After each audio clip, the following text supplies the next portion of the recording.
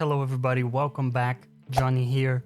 And having completed Elden Ring and Horizon Forbidden West, I've been thinking about what makes a game immersive. We talked about this quality a lot in the past in the ACG podcast. Today I want to break out the different things that I think contribute the most to this. By the way, did you know that my cat Basil is almost always in my lap when we make these videos? And did you know that it's his birthday? If you're not a bad person, drop a comment saying happy birthday, Basil. Yes, I'm that desperate for engagement, but I digress. Let's get cinematic. The first thing that came to mind was exploration, but then I thought, what's exploration if there isn't good world building? So all these things kind of tie into each other, so I decided to make a very scientific poll on Twitter. Not a lot of people seem to care about the UI side of things. Holy shit, that's doing numbers!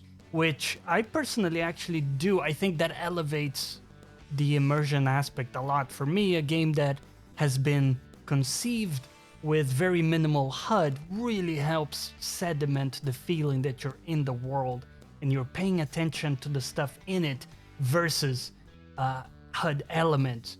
I could give many examples, but Ghost of Tsushima recently has been great at this, right? It uses the wind to point you in the right direction, and it doesn't need any other HUD elements outside of combat to kind of show you where you're going, and it really gives you the feeling that you're watching out for landmarks in the terrain and different things like that. I am personally guilty of looking at the minimap all the time.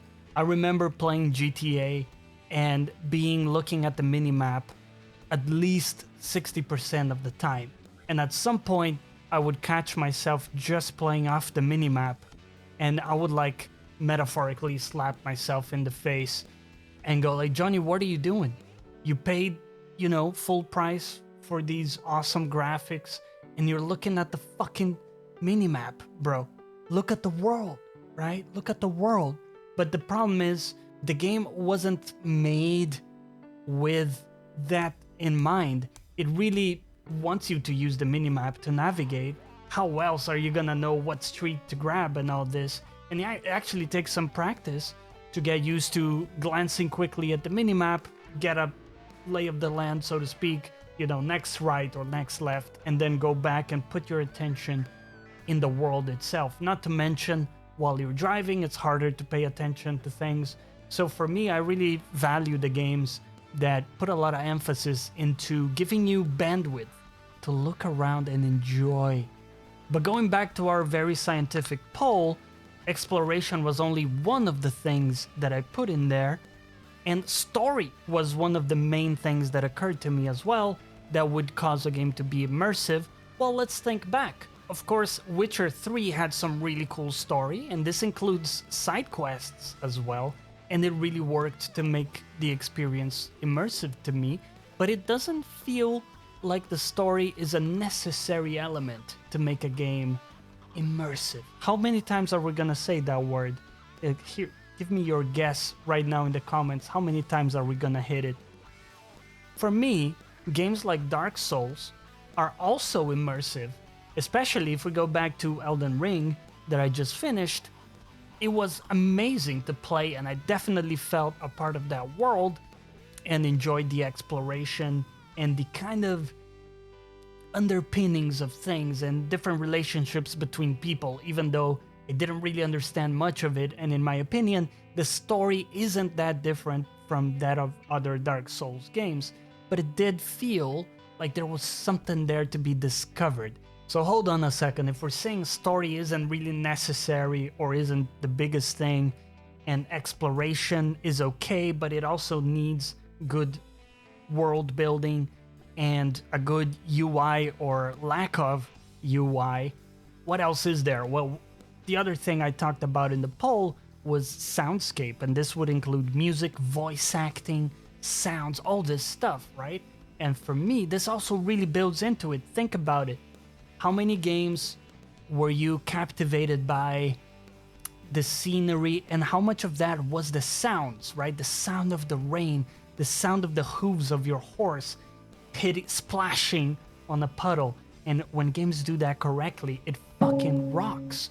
I do remember Witcher 3, they had some issues initially, but after, polishing it up, you could really hear that the left hoof of your horse was hitting a puddle and the other one was hitting just dirt. And other games have done this very well as well. And I really value this type of soundscape. The other thing is the levels, right? So some games like Horizon recently have had significant issues with audio levels. This means some stuff is way too loud and then other stuff is way too quiet. Now, when games nail this, we don't really notice it. It's one of those things, it's like plumbing. If it's working well for you, you don't care about it, you take it for granted. But if something is wrong, you do immediately notice it and it's a big deal. Well, that was the case in Horizon Forbidden West for me, with audio levels being kind of all over the place. Sometimes it would just be super loud, and then at times I wouldn't be able to hear some kind of important things. But when you're able to dial in and have a good mix of everything, where everything sits in the mix, this is kind of an audio geek term, but sitting in the mix means that all the sounds exist in sort of harmony, right? So you don't have a lot of sounds layered in the same frequency, and instead you have it all layered out. So it's almost like you create this cocoon where everything can sit on top. It's all so metaphorical.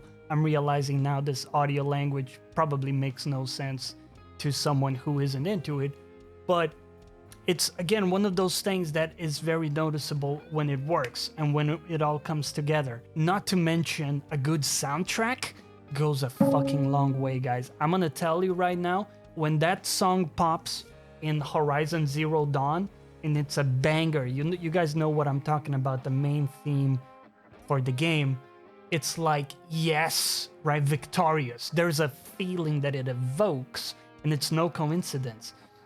If you've heard Joe Satriani or any other kind of big composers, melody creators talk about how they do this stuff, it's all very deliberate, right? They use particular scales and techniques to evoke a particular type of feeling. So all this stuff is deliberate, and when it comes together to bring you into the world, it makes a great deal of difference. So I guess, in a way, what we're trying to say here is that everything builds off each other. And if one of these pillars sort of fails, the others have to do a lot of heavy lifting to keep the boat afloat. If the metaphor kind of breaks there, but you get what I'm trying to say.